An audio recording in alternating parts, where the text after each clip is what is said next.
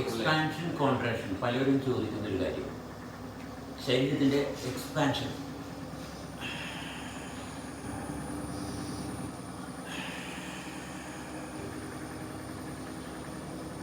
ഇങ്ങനെ എക്സ്പാൻഡ് ചെയ്യുമ്പോഴാണ് ശ്വാസം ഉള്ളിലോട്ട് ശരിക്കും കടന്നു വരുന്നത്.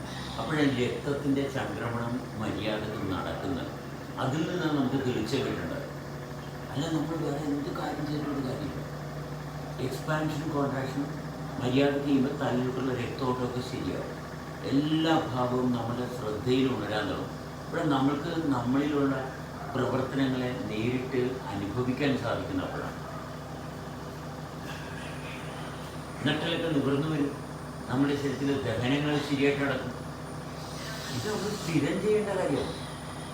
സ്ഥിരം എക്സ്പാൻഷൻ കോൺട്രാക്ഷൻ. അങ്ങനെയാണ് നമ്മുടെ ജീവിതം മെച്ചപ്പെട്ടു പോകുന്നത്. അല്ല വല്ലപ്പോഴേക്കും ഒരുമ്പോഴേക്കും യോഗ ചെയ്ത് കാര്യം ശരിയാകില്ല. നിരന്തരം ചെയ്യുന്ന പ്രവർത്തനത്തിൽ കൂടെ മാത്രമേ നമ്മൾക്ക് തെളിച്ചം ഉണ്ടാകത്തുള്ളൂ. ആ തെളിച്ചം പെർമനൻ്റ് ആകും. ഓക്കെ.